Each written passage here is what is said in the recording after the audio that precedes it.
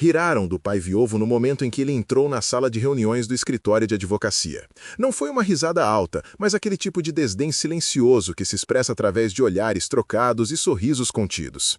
Fernando Silva atravessou o tapete persa com suas botas de borracha ainda sujas de barro da construção, carregando uma pasta plástica amassada debaixo do braço. Ao redor da mesa de mogno estavam 6 pessoas vestidas como se tivessem saído direto de uma revista de negócios. Ternos italianos, bolsas de grife, relógios suíços que custavam mais do que Fernando ganhava em um ano inteiro. A família da sua falecida esposa. Os Almeida Prado. Sobrenome que ecoava em clubes exclusivos de São Paulo, sobrenome que abria portas nos lugares certos, sobrenome que pesava sobre quem ousasse desafiá-lo. Doutor Antônio Almeida Prado, o sogro, nem ergueu os olhos do tablet onde lia notícias do mercado financeiro. Dona Mariana, mãe de Carolina, ajustou o colar de pérolas com a expressão de quem estava sendo forçada a tolerar algo desagradável. O irmão mais velho, Ricardo, de camisa social engomada e gravata de seda, checava e-mails no celular sem esconder a impaciência. Apenas uma pessoa olhou para Fernando com algo além de indiferença. Sua filha Laura, de 9 anos, sentada entre a avó e a prima Juliana, com as mãos cruzadas no colo e os olhos vermelhos de chorar. A menina tinha passado os últimos 3 dias na casa dos avós e ligava toda a noite implorando para voltar para casa, dizendo que não queria morar longe do pai. Fernando tinha trabalhado a noite inteira terminando a laje de uma casa em Guarulhos, pegar um banho rápido no vestiário da obra e dirigir por 2 horas no trânsito caótico de São Paulo para chegar a essa reunião. Sua esposa Carolina estava morta havia 9 meses. 9 meses desde o acidente na rodovia dos Bandeirantes. 9 meses aprendendo a pentear cabelo, preparar marmita para a escola, ajudar com lição de matemática mesmo sem entender direito. 9 meses ouvindo sua filha perguntar por que a vovó dizia que ela ia estudar em colégio melhor e morar numa casa com piscina, mas que o papai não ia junto. Você teria defendido esse pai ou teria virado o rosto? Conta pra gente nos comentários. O doutor Henrique Campos, advogado da família há 20 anos, pigarreou da cabeceira da mesa. Era um homem de cabelos grisalhos impecavelmente penteados, terno azul marinho feito sob medida, abotoaduras de ouro reluzindo sobre a luz do lustre de cristal. Senhor Silva, que bom que conseguiu chegar. Marcamos essa reunião para as 9 da manhã, já são 10h15. Trânsito na marginal, disse Fernando simplesmente. Caminhou até uma cadeira vazia, mas Dona Mariana levantou a mão como quem pede silêncio. Fernando, antes de mais nada, preciso que você entenda que esta reunião é apenas uma formalidade. Já consultamos 3 advogados especializados em direito de família. Todos concordam que Laura merece um lar estruturado, com condições financeiras adequadas, educação de qualidade. Ninguém aqui está questionando se você gosta dela, mas Carinho não paga mensalidade de colégio particular, nem plano de saúde, nem psicóloga infantil. Carolina queria que a filha crescesse com o pai, respondeu Fernando, mantendo a voz firme. Carolina cometeu um erro de julgamento. Interveio o doutor Antônio, finalmente largando o tablet. Seus olhos eram frios, acostumados a fechar negócios milionários e demitir executivos sem pestanejar. Um erro que toleramos porque ela era nossa filha e a amávamos incondicionalmente. Mas agora ela não está mais aqui, e não vamos permitir que nossa neta seja criada num barraco em Itaquera, estudando em escola pública onde passa mais tempo vendo briga de gangue do que aprendendo inglês. Laura tem o DNA dos Almeida Prado. Ela merece estudar no Santa Cruz, viajar para Orlando, conviver com pessoas do mesmo padrão social. Que padrão social, doutor Antônio? Fernando sentiu a raiva subir, mas engoliu. O padrão onde uma criança tem tênis de marca, mas não tem pai presente no café da manhã?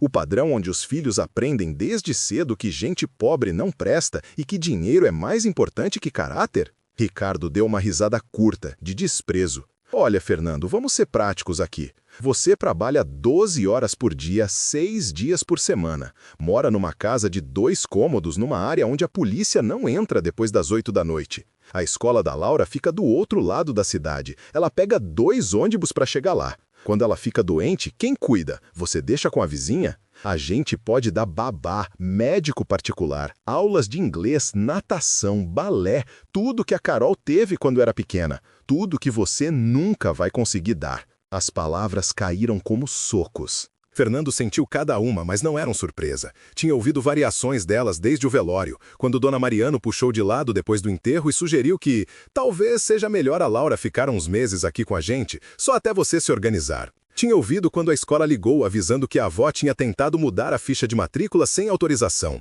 Tinha ouvido na voz confusa da filha perguntando por que a tia Juliana dizia que logo elas iam ser como irmãs morando na mesma casa. Mas ninguém naquela sala estava preparado para o que aconteceria nos próximos minutos. Fernando colocou a pasta plástica sobre a mesa e sentou mesmo assim, bem na frente do Dr. Campos. Não abriu a pasta ainda. Em vez disso, olhou para a filha. Laura, meu bem, tá tudo certo?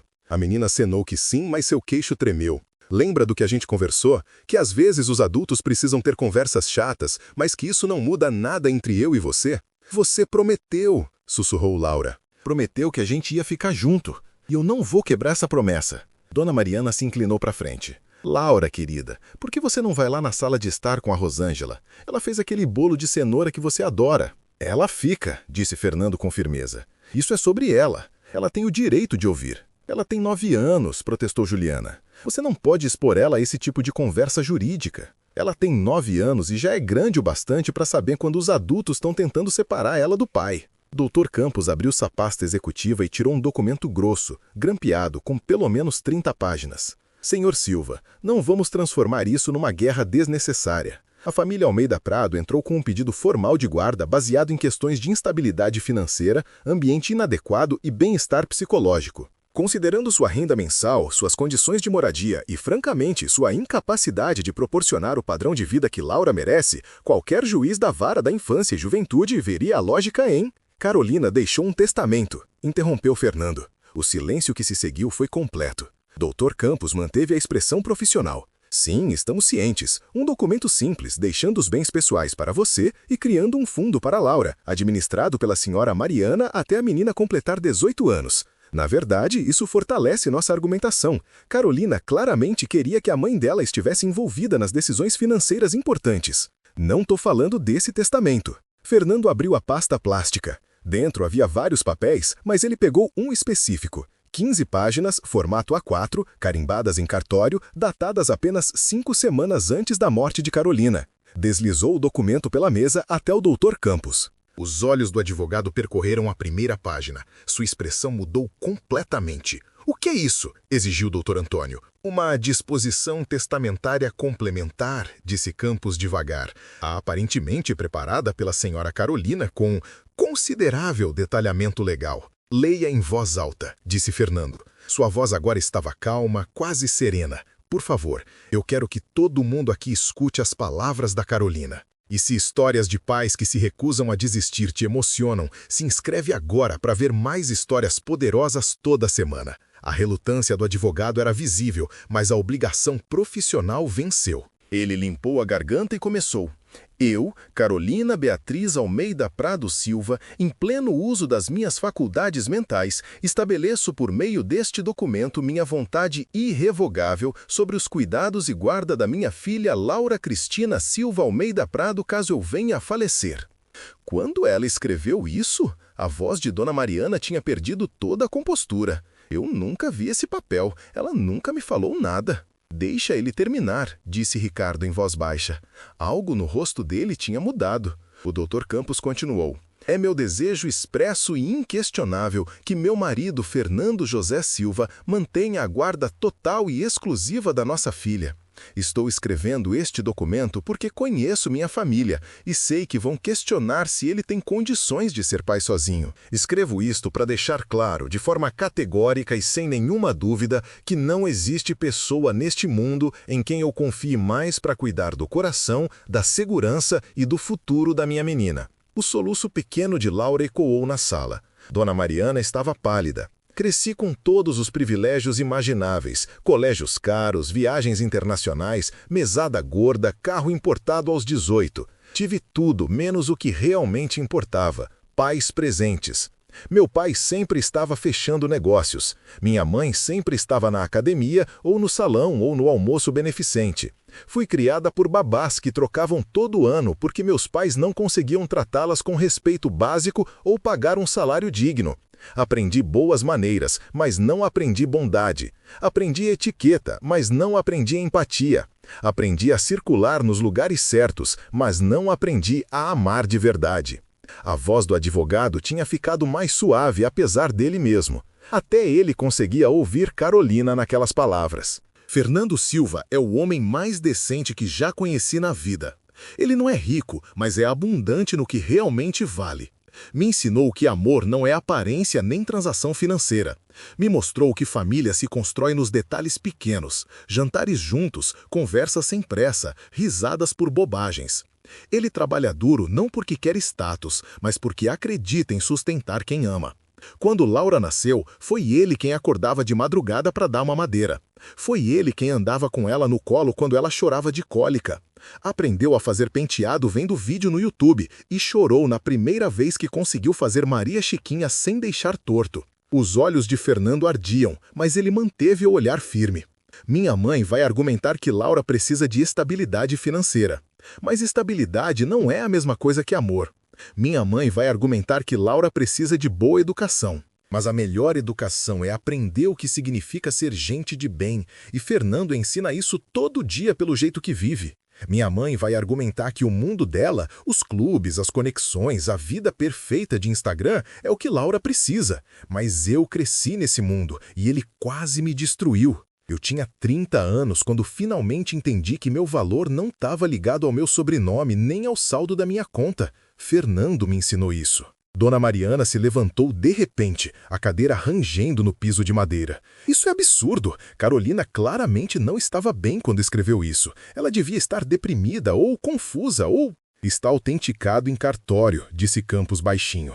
Testemunhado por 2 advogados independentes, datado e assinado. Tem laudo médico anexo confirmando que ela estava em perfeito estado mental. Este documento tem validade jurídica plena e é absolutamente incontestável. Então a gente entra com recurso, disse Dr. Antônio, mas a voz tinha perdido toda a autoridade anterior. Tem mais, disse Fernando. Continue lendo. O advogado hesitou, depois continuou. Sei que minha família vai oferecer dinheiro, oportunidades, a vida que deixei para trás quando me casei com Fernando.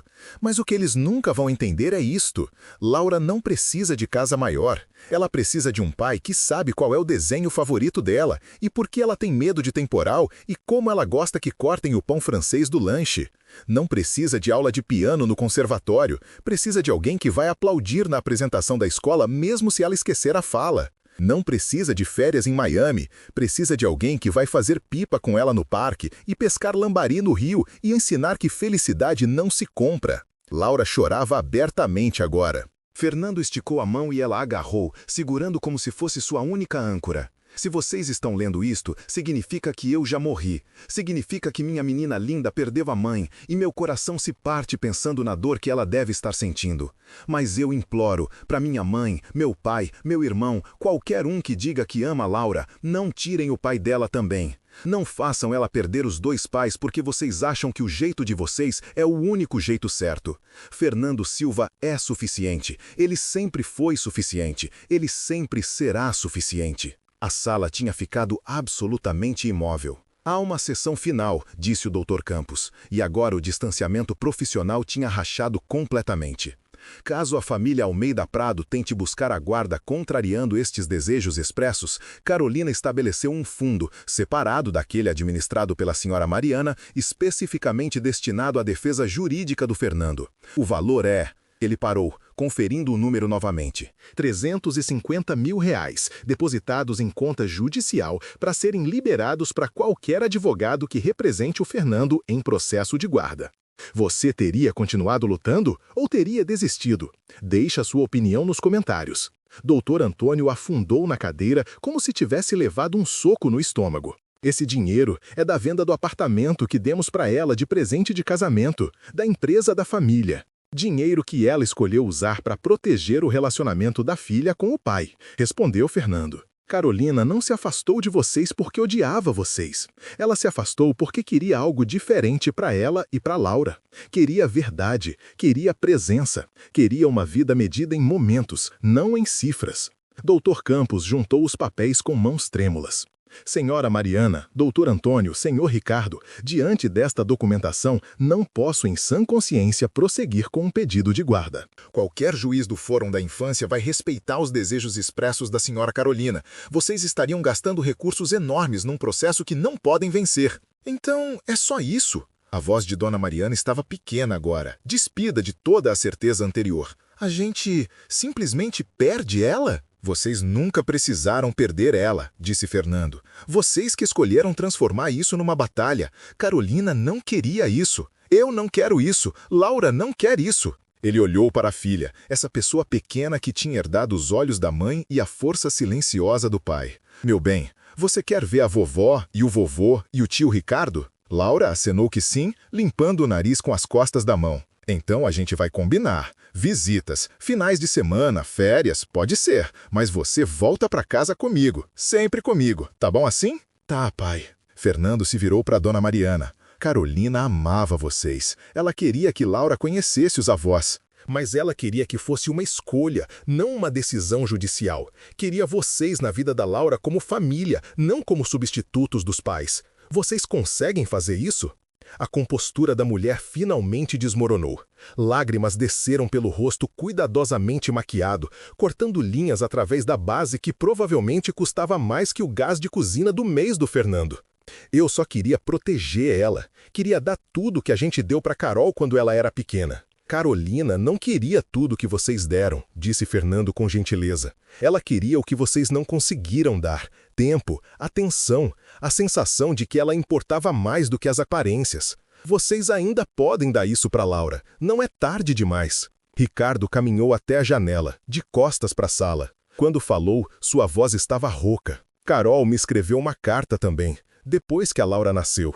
Eu nunca entendi direito até agora. Ela disse que finalmente tinha encontrado uma família que parecia lar de verdade. Eu achei que ela estava nos rejeitando, mas ela só quis dizer que tinha achado algo que a gente nunca deu para ela. Ela nunca rejeitou vocês, disse Fernando. Só escolheu diferente para ela mesma. A reunião terminou não com advogados e petições, mas com Dona Mariana perguntando, hesitante, se Laura poderia ir almoçar no domingo. Laura olhou para o pai, que acenou que sim, e a menina concordou. Doutor Antônio apertou a mão de Fernando, um aperto de mão de verdade, não o gesto protocolar de antes. Ricardo se desculpou, formalmente, por ter presumido que dinheiro equivalia a ser bom pai. Dr. Campos fechou a pasta executiva com um suspiro e disse que enviaria os documentos oficiais reconhecendo a guarda integral do Fernando. Ao sair do escritório, Laura caminhava grudada no pai, sua mão pequena envolvida na mão calejada de Fernando. No elevador espelhado, com sua luz branca e música ambiente, a menina olhou para ele. Pai, a mamãe realmente falou tudo isso de você? Falou, minha filha. Ela realmente achava que você era o melhor? Fernando se ajoelhou, ficando na altura dos olhos da filha, naquele corredor de mármore com suas plantas ornamentais e seu silêncio caro e artificial. Meu bem, ela achava que a gente era o melhor, nós três juntos. E mesmo ela não estando aqui, ainda somos nós, você e eu, ainda somos uma família. Mesmo sem ter piscina, principalmente sem ter piscina, porque família não é sobre casa grande, ou dinheiro, ou coisas de luxo, é sobre quem fica, quem não desiste, quem te ama, mesmo quando é difícil. Laura pensou nisso com a seriedade que crianças de 9 anos trazem para perguntas importantes. A vovó quer ficar agora, eu acho. Ela estava chorando. As pessoas podem mudar, filha. Sua mãe acreditava nisso. Talvez a gente também devesse acreditar. Saíram para o sol de meio-dia de São Paulo e Fernando sentiu algo que não sentia há 9 meses. Esperança. Não o peso esmagador de ter que se provar, não o medo de perder a filha, mas esperança simples de que talvez, só talvez, as coisas fossem ficar bem. Naquela noite, depois que Laura dormiu, Fernando releu o testamento de Carolina pela 100ª vez. Não as partes jurídicas, mas o parágrafo final, aquele que o Dr. Campos não tinha lido em voz alta. Fernando, se você está lendo isto, significa que eu já morri e você está lutando pela nossa menina. Sinto muito que você tenha que fazer isso sozinho, mas eu sempre acreditei em você, mesmo quando você não acreditava em si mesmo. Você é suficiente, sempre foi suficiente. Ensina para Laura medir o valor dela não pelo que ela tem, mas por quem ela é. Ensina bondade, coragem e compaixão.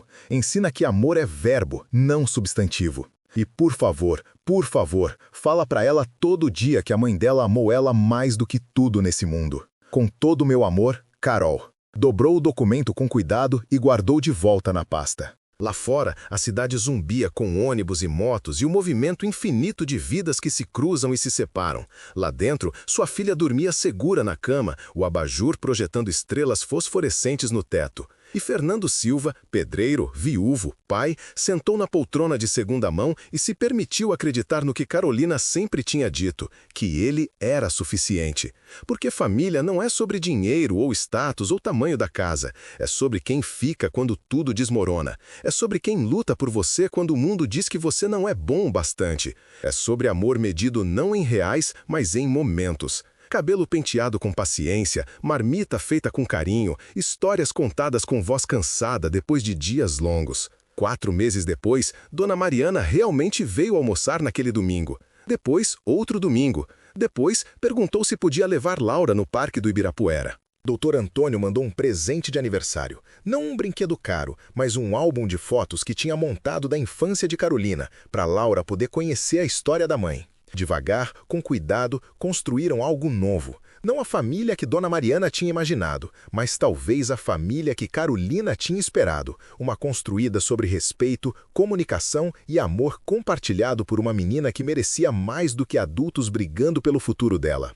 E toda noite, sem falhar, Fernando colocava Laura para dormir e dizia 3 coisas. Eu te amo, sua mãe te amou e você é exatamente quem você deve ser. Porque isso, no fim, era o que Carolina mais tinha querido. Não riqueza, nem status, nem vantagens, só a certeza simples de que a filha ia crescer sabendo que era amada por quem ela era, não pelo que poderia se tornar. Se essa história te emocionou, se inscreve agora para mais histórias poderosas toda semana. E clica no vídeo que aparece na tela para assistir o próximo com uma reviravolta tão forte que você nunca vai esquecer.